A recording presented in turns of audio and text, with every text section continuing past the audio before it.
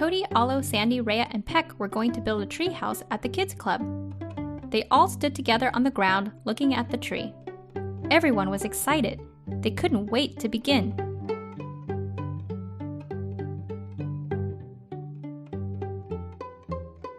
But even though they were ready, one big question remained. How do you build a tree house? Cody asked. Let's start with the plan, Peck told her. We can brainstorm ideas, Rhea suggested. Then we'll know more about what we want.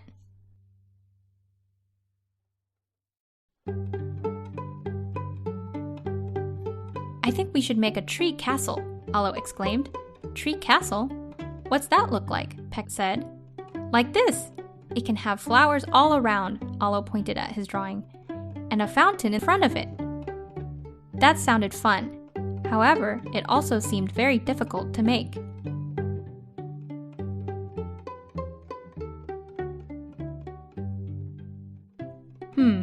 We didn't bring any stones to make a castle. But I have another idea, Cody exclaimed.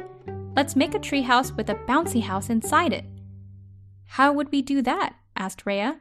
I don't know, Cody said, but it sounds cool.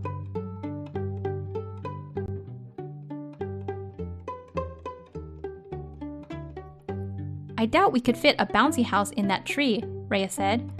What do you have in mind for the tree house? Sandy asked. I think we should build ourselves a tree library, Rhea replied, with comfy chairs surrounded by books.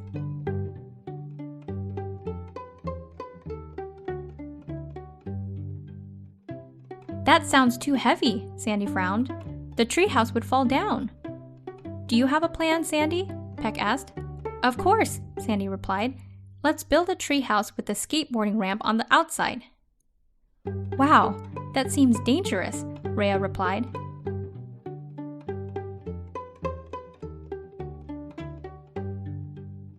Those ideas all sound so cool, Peck told them, but they also sound too hard to build. Maybe we should keep it simple for now, Alo agreed.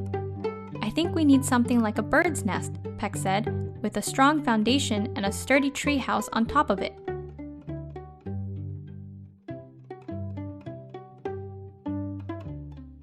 That is a great plan, Cody said. Everyone else agreed too. So they drew up a layout and began to build the foundation. It was hard work.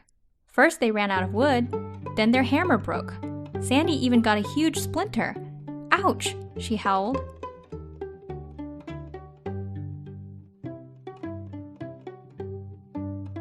Somehow the treehouse came together though. They were all so proud of what they had built.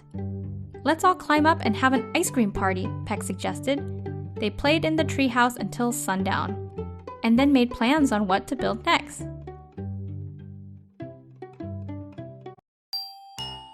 It was still dawn, but Cody had already arrived at Alo's house. Alo's dad was taking them apple picking. The orchard was far away, so they had to get on the road early. On the way, they played games and listened to an audiobook.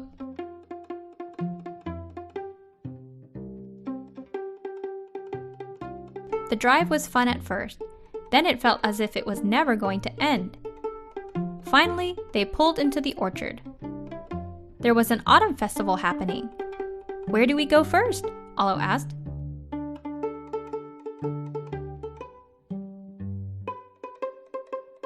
I want a caramel apple, Cody exclaimed. Alo's dad didn't think that was a good idea because it was still so early in the day. Let's go to the playground instead, Alo suggested. They pushed each other on the swings and played on the seesaw.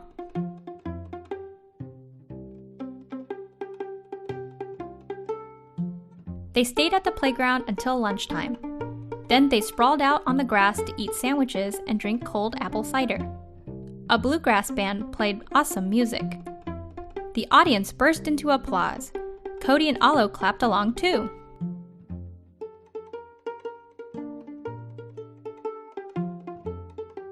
After lunch, they picked some apples. They filled their bag with red, green, and tawny brown ones. There are so many different kinds, Cody said. I know, Alo agreed as he munched on a small green apple. I can't wait to try one of each.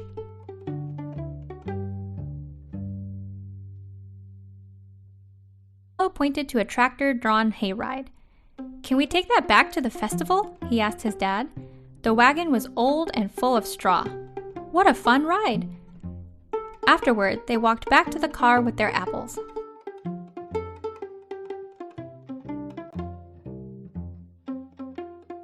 Just as they were about to leave, Cody remembered something.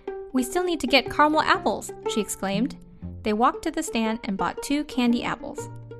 Yum, said Alo. I almost forgot.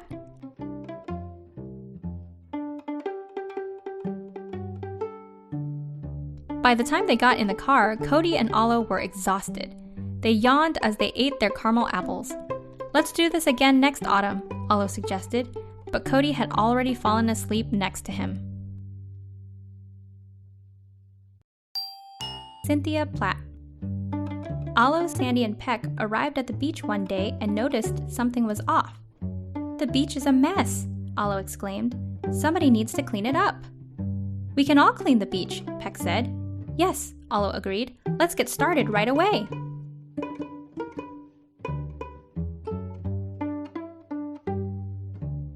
What do we need to do, Alo? Sandy asked. Alo looked around. He wasn't sure where to start. He also hadn't realized that his friends would expect him to lead their team.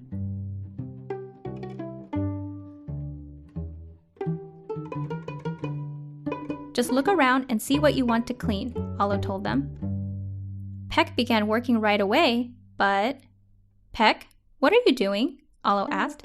Cleaning up the trash so Sandy can bag it up, Peck replied.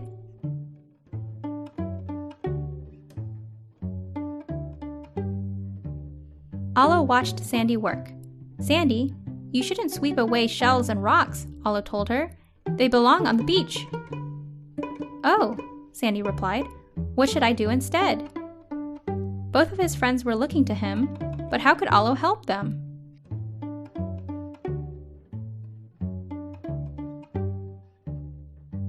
Being a leader wasn't easy.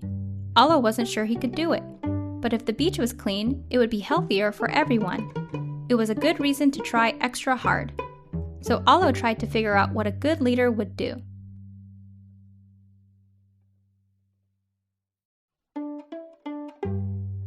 A leader should listen, Alo thought. He should pay attention to the others on his team. He should think about what needs to be done and how. He should also stop Peck from using that spray bottle.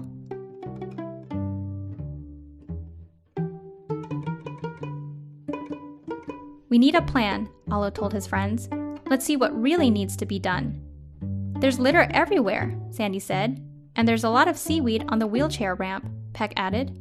I'll help with those, Alo agreed. And if we have time, that bench could use a fresh coat of paint.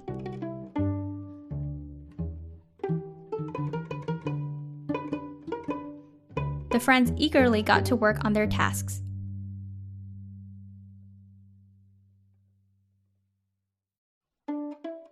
We did it!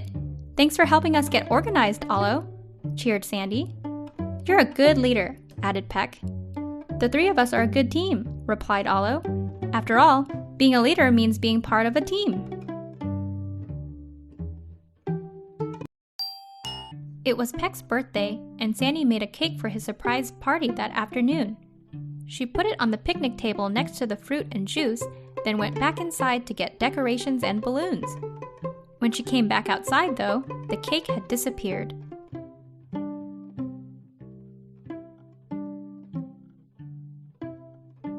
Soon Cody arrived to help with the party.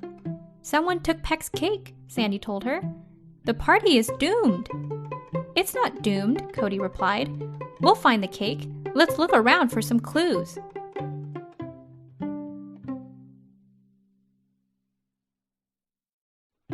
Look! Someone was chewing seeds, Sandy called. Do you think these could be a clue? There's a whole trail of them, Cody replied. They pursued the trail in a big loop that led them to the pool. Cake crumbs, Cody said. That's a clue too.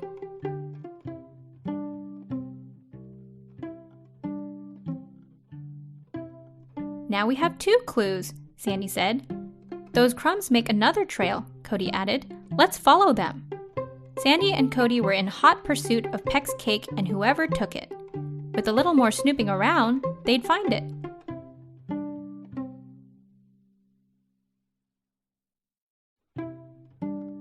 They bumped into Rhea and Olo. "What are you up to?" Olo asked. "We're solving the mystery of Peck's missing cake," Sandy explained. Rhea and Olo didn't have any new clues, but they were happy to help.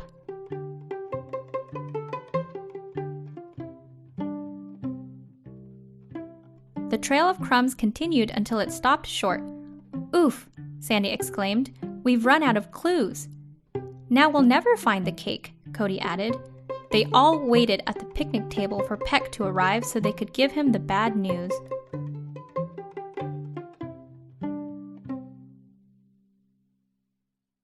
"What's everyone doing?" Peck asked.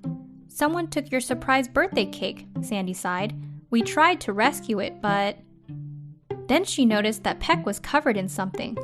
Could it be frosting? "Peck, did you take the cake?" Sandy boomed.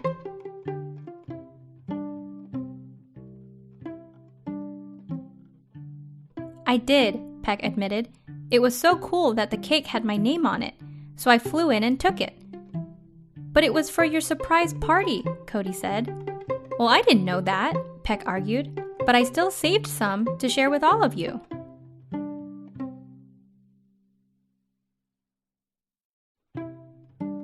"It was kind of you to make me a cake," Peck told Sandy. "Thank you." They all sang happy birthday to Peck, and he blew out his candles. "What did you wish for?" everyone asked, but Peck wouldn't give them a clue. Won't Float by Cynthia. One rainy day, Cody went to visit Sandy. "We can't play outside," Sandy told Cody. "What should we do?" "Let's play Sink or Float," Cody said.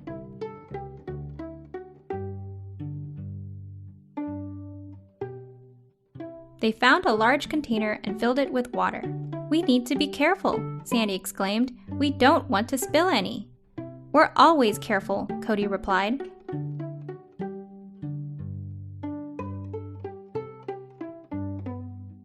"I'll try this ball first," said Cody. "It's light, so I bet it'll float." "I've chosen this rock," Sandy replied. "It's heavy, so it'll probably sink."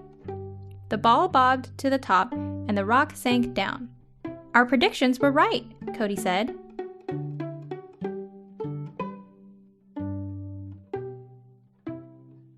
"I'd guess this wooden block will sink too," Sandy said. "It feels heavy." When she put the block in, though, it didn't sink. Instead, it bobbed on the surface like the ball did. "My prediction wasn't right that time," she told Cody.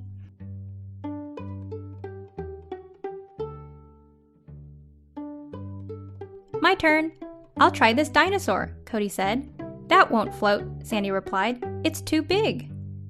"It won't float," Cody agreed, "because it's going to..."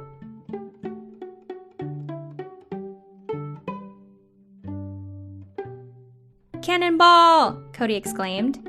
Water splashed everywhere. Cody and Sandy were as wet as the dinosaur. "Oh my," Sandy said. "Why'd you do that?" "Because it's fun to get wet," Cody replied.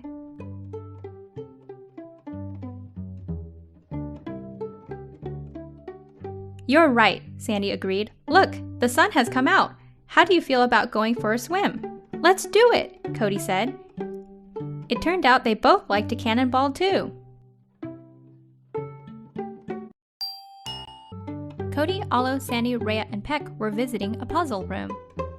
"It's like a tour of the world," remarked Cody. "If we solve puzzles from different countries, we win a prize," Sandy replied. There was just one problem. They were unsure where to begin.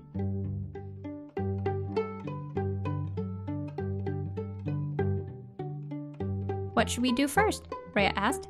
"Everything," Peck replied. The friends all spread out to start different puzzles, but they were unable to make any progress by themselves.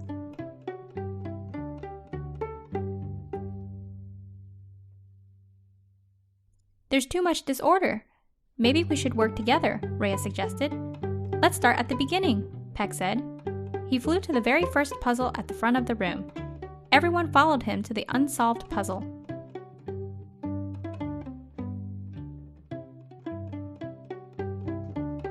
Peck peeked into the lock on Mount Fuji to get a preview of what was inside. "There's a clue in here," Peck said. "Let's unlock this by sorting through the keys."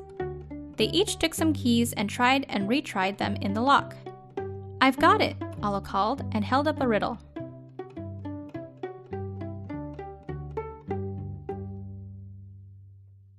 "The blocks are over here," Olo said. He showed them instructions to build an Egyptian pyramid.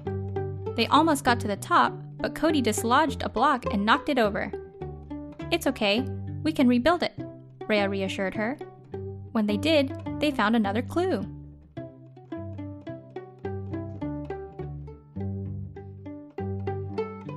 The map above the bookshelf had a pin pointing to India. "Looks like we should find a book about something in India," Rhea said. Soon enough, Peck uncovered a book about one of its landmarks, the Taj Mahal. "Whoa," he said in disbelief. "There's another clue inside this glass ball."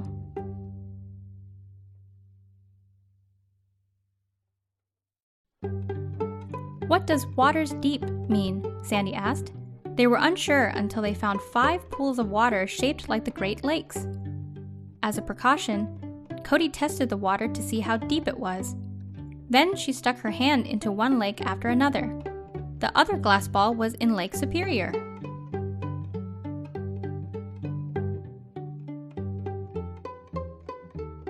A pan flute and a sheet of music sat next to a model of Machu Picchu in Peru. "I've got this," Sandy told them. She played the pan flute but missed some notes at first, so she replayed them. A panel opened in the model.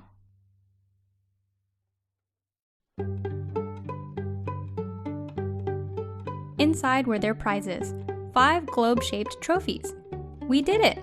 These are unbelievable," Cody exclaimed. "It's no puzzle that we make such a great team," Olo cheered.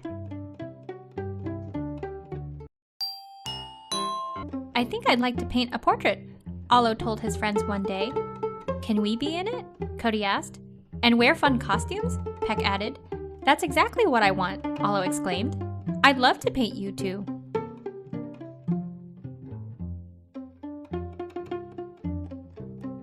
Cody sat on a chair, posing with Peck on her shoulder. At first, it was fun posing, but after a while, it got harder to sit still. Cody balanced on the edge of her chair and stretched out her legs.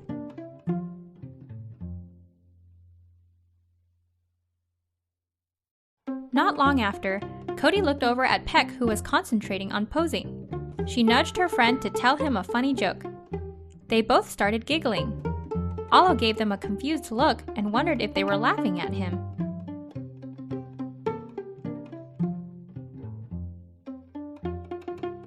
Cody realized she needed a new strategy so she could sit still in her pose. The question was, what to do? She took several deep breaths. She imagined trudging through a cave to distract herself.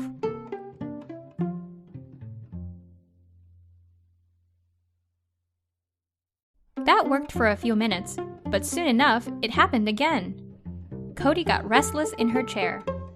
Olo looked up, worried that Cody was bored. She didn't notice and continued to fidget.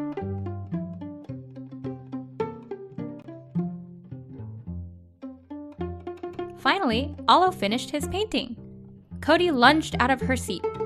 She felt like she needed to run to get rid of even just a smidge of her energy. Then she saw Olo looking disappointed and hurt?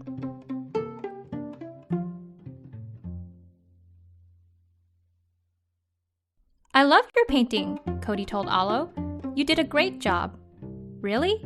It didn't seem like you liked it," Olo sighed. "You didn't sit still while I painted." "I owe you an apology," Cody admitted. "I tried to sit still and not budge, but it was really hard."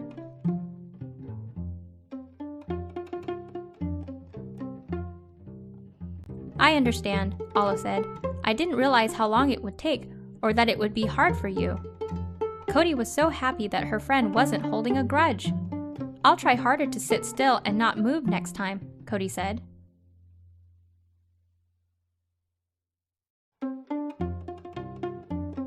"Next time, there'll be lots of breaks in between posing," Olo said. "Does that mean you're going to paint us again?" Peck asked. "Yes, I want to do 2 more paintings to make a trilogy," Olo told him. Cody smiled, happy she had such a talented and understanding friend. Her dad were going to go kayaking. Her dad said she could pick a friend to join, so Cody quickly called Peck. "Do you want to come kayaking with me?" she asked. "Yippee!" Peck said. "I'd love to. I'll bring a batch of cookies to share afterward."